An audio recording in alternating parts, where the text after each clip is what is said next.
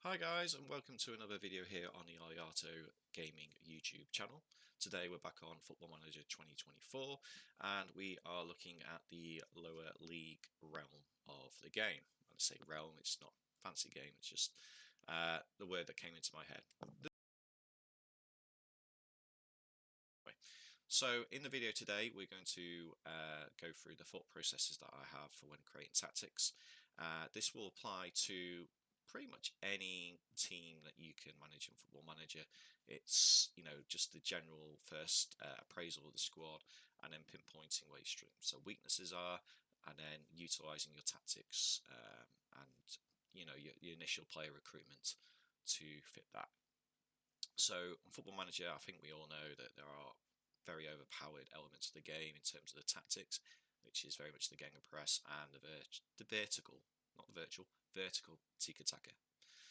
Today, we're going to go and pretend that's not really a thing, and we're going to approach it more in a realistic kind of viewpoint. So this is kind of how I approach tactics on the game and work out how we're going to play. I don't go into every game and go, this is how I play tough. Now, you can do that, but you might go into a team like this, and I haven't had a look at this team. This is a team that I'm not got any prior knowledge of. But you might be like for me, I'm a 4-3-3 guy. I like to play out from the back. I like to control possession. I like to work balls into space and stuff like that. I'm not very direct. I very much work the ball into the box, shorter passing. That's how I think football should be played. However, that philosophy is not going to work for every team, and it's good that it isn't. There's different styles and everything like that. And in non-league, it's very typical. Ball into the space, quick players running onto it. They won't be technically the best, but they've got a lot of pace, and the physicality is probably the most important out of the three different skill sets that you have in players. But again, it's not how you have to play, it's just a way that you can play. So anyway, we've gone to St Albans here. This is a brand new save, just loaded up for the video. The media prediction was 12, so I picked them because obviously they're going to be mid-table. So they're going to have some good players, they're going to have some bad players, they're going to have some strong points, they're going to have some negative points. So what I like to do is firstly load up the general info squad view, and as you can see we've got a very good spine of the team here. No one's on crazy wages. The guy at the top's fine that, and he's 33, so and they're all contracts to the end of the season, so we're looking in pretty good shape here. So let's go to the tactics view first. Now I've done the create your own. I don't load any pre-determined tactic or formation. We just got this so we can access this little view here. Now the first thing I think is really important, and we're going to base this on the squad we have here, and we'll go from there in terms of who we're going to let go and who we're going to recruit and everything like that. So first and foremost is this is our, according to our coach. Now it's not necessarily correct, but he's saying he's the best player on the team in general sort of skill levels and stuff like that. And loading him up, I'd say, yeah, he's pretty good. He's quite tall. He has got the greatest pace. He's got good aerial ability, I'd say. So what's really good in non-league is he's got the adaptability. So this is probably what saves me from thinking, oh, we could save that wage budget. So because he has that adaptability, I am going to move on, because I'm thinking primarily he's going to be, because of his lack of pace, he is going to be more than likely a centre back or a full back is what I'm thinking here. But like I said, he'll be used around the tactic, but we'll park him at centre back for the time being. So this guy here,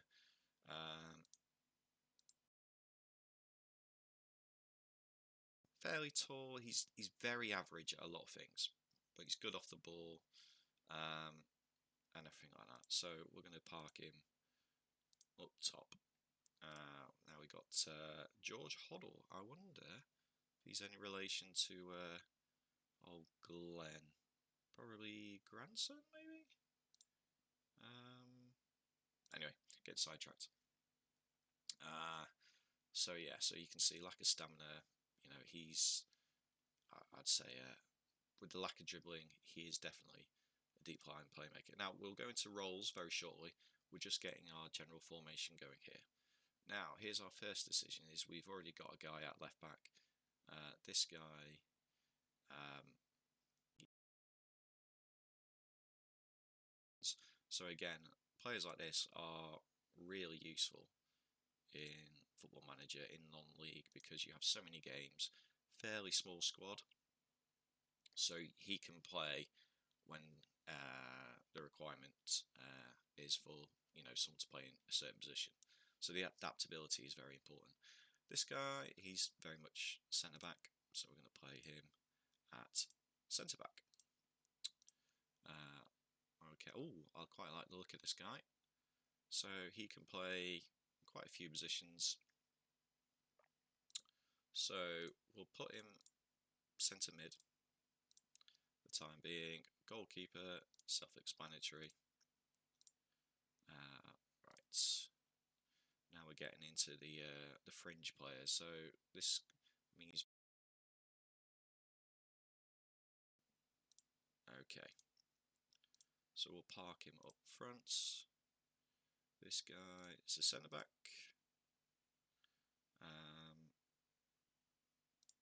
So what I always do is once you get to players that you don't necessarily need a position for, is if you put them on the bench in order. So sub 3, so sub 1 is your sub goalie, sub 2 is your sub right back, sub 3 is your sub centre half. So it gives you an idea of your squad depth as well.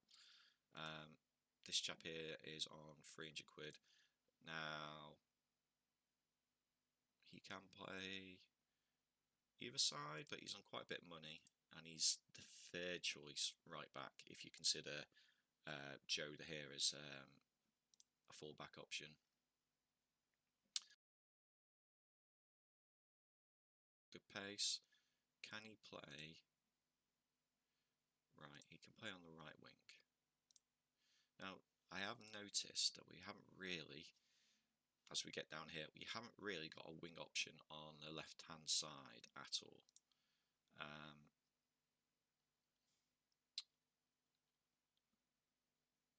He's not too bad, but we'll put him as our backup left back. This guy can be a backup centre back option as well. Now you see this, this is where you'd be going, right? I wouldn't select a position for him because you've got 2 backup centre backs. You're going to be alright unless you play a 3 centre back formation. I don't think you need that much depth. Ryan Blackman here. Now I very much like that. We'll probably come round to him.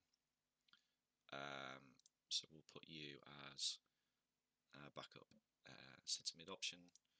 This is our third choice forward. Not much to write home about there, but we'll put him as the backup. And again, another centre back. So as you can see, we got many centre back options here.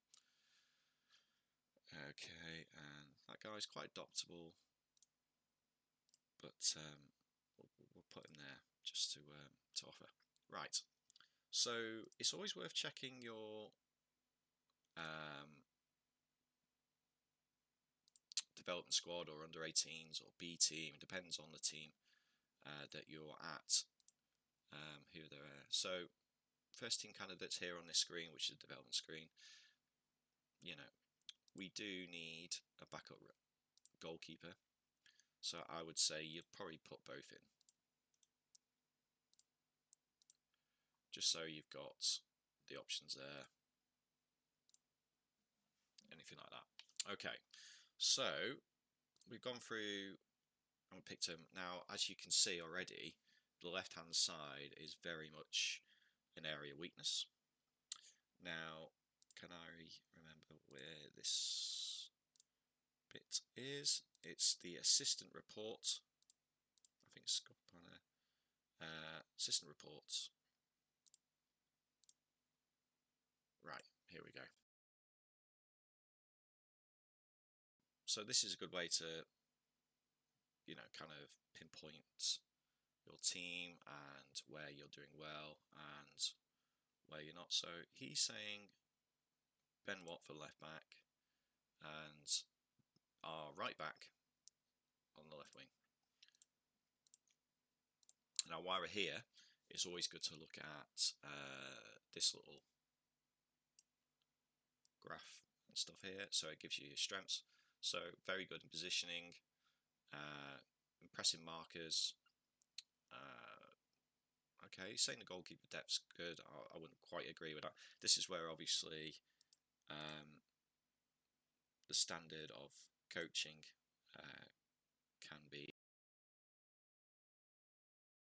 player ability and potential 6 and 6. So as you can see, not the best. So it's always useful to get their opinion, but it's not very accurate at this level. But what they can do is give you an insight into the hidden attributes and stats and the players. So there's a lot of things in Football Manager about players that you don't see. That's a hidden value. Now you can access with the editors and stuff like that, but we don't do that here. So that's where the staff opinion can give you some insight into, the hidden attributes to players and stuff, and helps you just make a judgment on there as well. So a lot of good centre back options here. Impressive decision making. Mentally has a good level compared to other teams in the league, and we'll touch on a little trick in a minute to see how good you are. Now, work rates obviously very questionable. Yeah, we've seen that already on the right hand side. Not great at crossing, which is fine because we've had a quick look at the strikers and they aren't the best in the air. Dribbling isn't particularly great, not best in terms of finishing. Vision is poor, communication, kicking with the goalkeepers. So yeah, there's a lot to pick apart here. Stamina's not the best. Okay, so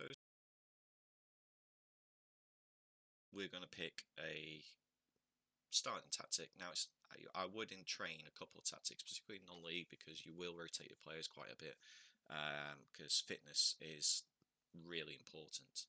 And, you can have some really good ability players, but if they're tired, they're knackered, they're not going to be much good. And particularly if they get injured, with the amount of games in non-league, a 2-week injury, you could miss 3 or 4 games. Now, if that's your star player, it's not worth, risking them in one game for them to miss all those games. So it is important to rotate your squad. So initially, what I'm thinking is we have 3 centre-back formations. So what the right way to do it is probably this way.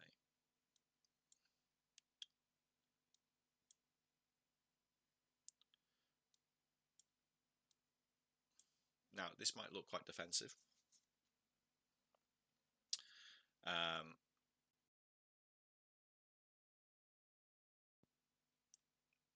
So we'll put you in. The wing back is Jack James.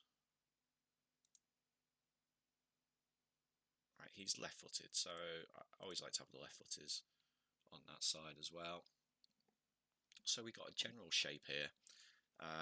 So what you want to do is pick the roles that are going to suit the players. So we've got a DM here. Now he's very much a creator.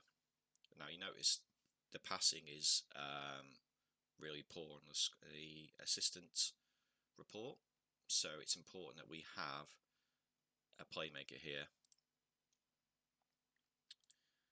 Because we've got a defensive setup, I'd say you want to get him advanced to get him forward. We got another guy here who I think is quite creative as well. So as you look on him, there's no other role for me than playmaker. So if you go into the player here, he's got good passing, he's got good vision, he's got good touch. His long shot saves him, but he can't dribble the ball at all, and he hasn't got much stamina. So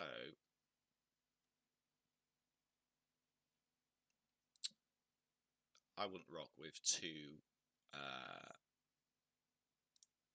playmakers in your team, and I would argue that he is a better playmaker. So we're going to have him deep, but we want this guy to get forward. Particularly, he's got good dribbling, he's got good leadership, he's got great flair. Dwells on the balls a bit. So I would be tempted to actually get him up here. We'll change that in a minute. So attack midfield. Now, do we have someone to do that holding role? Now you see, he can, because we've got the strength and depth, we're going to park the winger there, and yeah, he's definitely centre back. So we'll put centre back there. So now the front two. He's have a quick look at him. Very average. Yeah, he's not too bad. We'll put. Okay, he can be a bit more of a provider. He can cross the ball, even though the crossing's not the best. Off the ball, he's good. So I would say let's get him on a poacher. Now, the first thing I'm looking at here is they've got good off the ball and you've got good anticipation. And you've also got two very good creators here in Hoddle and here.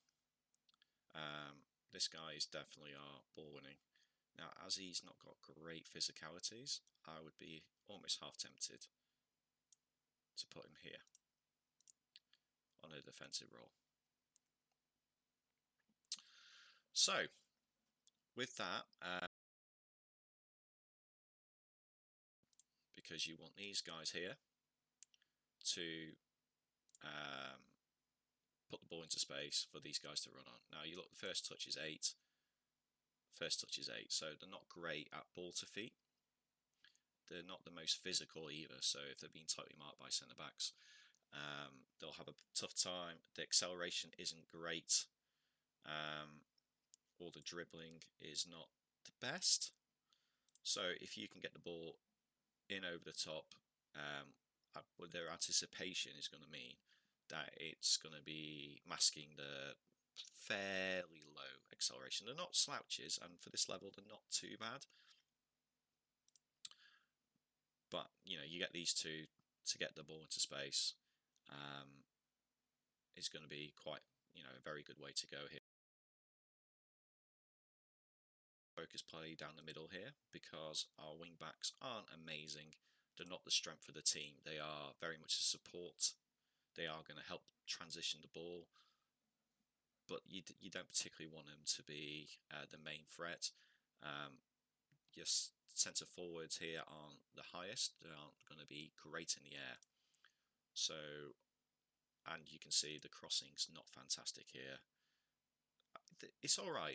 It's good for the level, but it's not something that's amazing about the team. So I wouldn't say you want to discourage crosses, but I'd say you're not wanting to hit early crosses.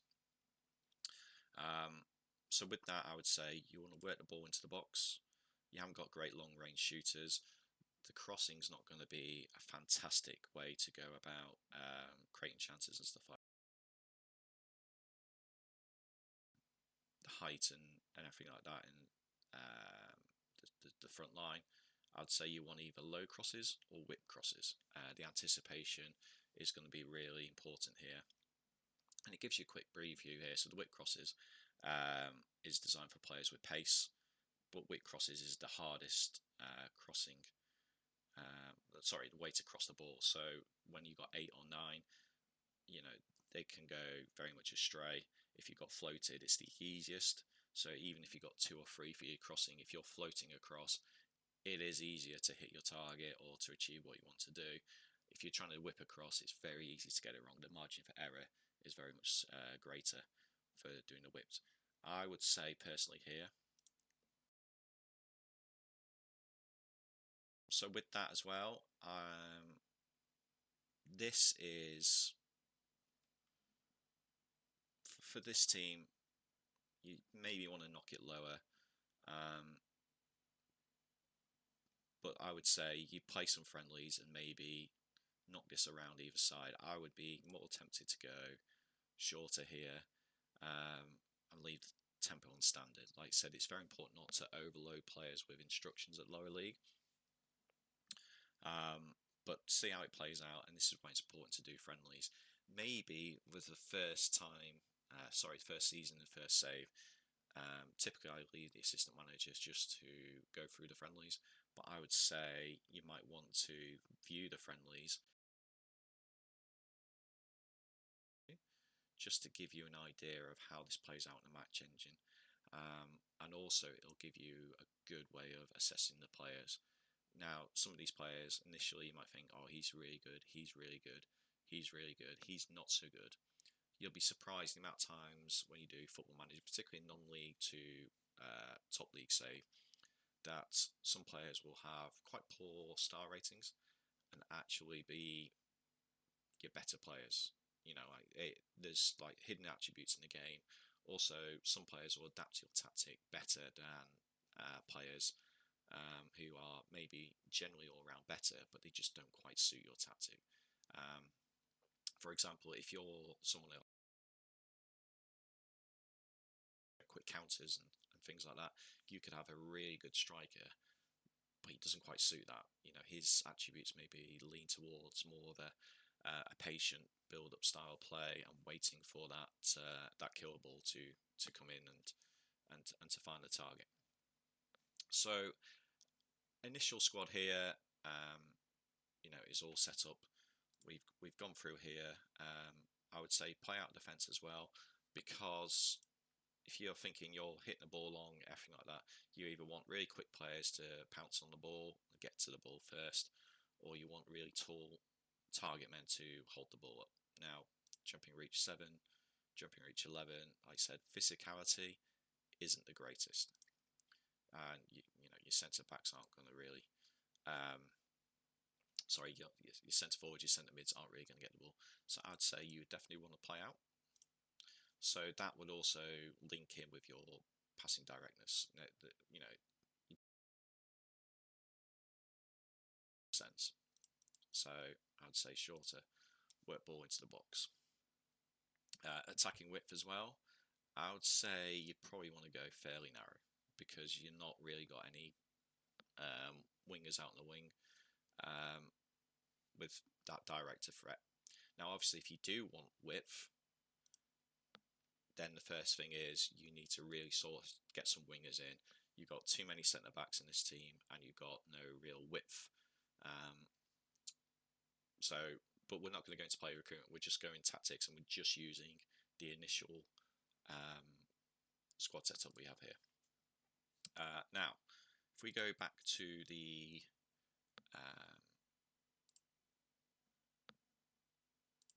assistant report. So not the best in terms of finishing, which is fine because we're working the ball into box. We want less chances but higher quality chances to give us the best chance of scoring some goals. The vision's not the best. Now, we've got those 2 players that are really good creatively, and the assistant manager's saying our vision's not the best, which tells me that the vision of all the other players in the team is actually really poor, which brings down the average. The first touch, again, if you're playing the ball into space, the first touch isn't as important. You know, if you're playing in front of the the opposition back line, your first touch is important because you're moving the ball around, stuff like that. Now it does kind of go against the short passing, but we're gonna and we'll go on to individual player instructions, which is something else, which is something I like to do. Teamwork and stamina. Now this is what I wanted to look at before I did the rest of the tactic, because it gives you an idea of how you want to behave when you've lost possession and how you won possession.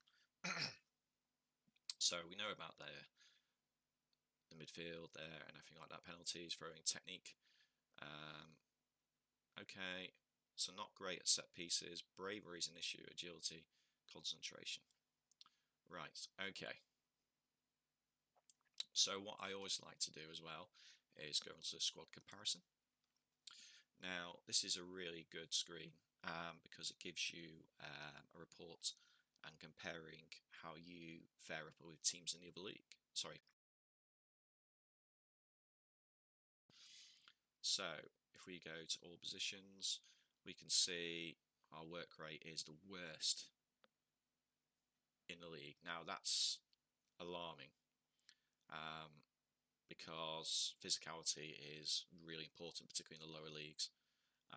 So that would be an area that I would want to address and look and see who's letting you down. Teamwork, which is obviously following your tactics, that's quite low as well. So if you want a good tactic for your team and your teamwork's quite low, you're going to be up against it. So you can see why there are some very good points to this team and some very bad points, and that's how you should look to address it. Leadership, right, so strength, again, quite low. Passing, quite low. First touch, very low. So this is linking in with what the assistant was telling us. But this is all positions. So as you can see, our goalkeeping is very good. The handling is quite low, which is a bit of a worry. And the agility, but we're looking quite good there. Defensive, we have quite light defenders. Now heading's quite poor. Jumping reach is alright, marking's alright, positioning's very good. So positioning is what I think we should be utilising here. Right, midfield is obviously the area you need to really address in terms of your recruitment. Yeah, pretty poor there. Attack, not too bad, not too bad. I would look at this. I think lower half the table is probably where we should be. Stamina is the worst. This is physicality across all your players, so have a quick look. Now this isn't the be all end all, because this is looking at your entire squad, but as you can see, the really important thing here is we've got great positioning and really poor work rate. So the meta in Football Manager is very much press them high up and force issues high up the pitch and keep the ball away from your goal. Now the problem with this is you've got really poor work rate and positioning isn't being utilised. The attackers to do the defending by basically creating turnovers and possession and things like that. But because of this, I would say, going back to your tactics, out of possession, I would say lower line, and I would go lower block. Now, because of the formation as well, this is going to make it very tough for the opposition to break your team down. You're really good positioning wise, which means players will know where they need to be. The marking isn't too good on there, I don't think. So if you go for basically a zonal setup, and obviously the work rate being really poor because you're sitting further back and conceding more territory on the football pitch, but you basically covering up your poor work rate across the team, but also you're utilising more the strength of your team, which is the positioning. So this is how I would go here, and then when position's been lost, I would say regroup. Counter press again is going into your work rate, which is really really poor for this team when position's been lost. So when you regroup, you're going back into your defensive shape. Now I just touched on the positioning is really good for this team. So with here, I wouldn't necessarily select one quite yet because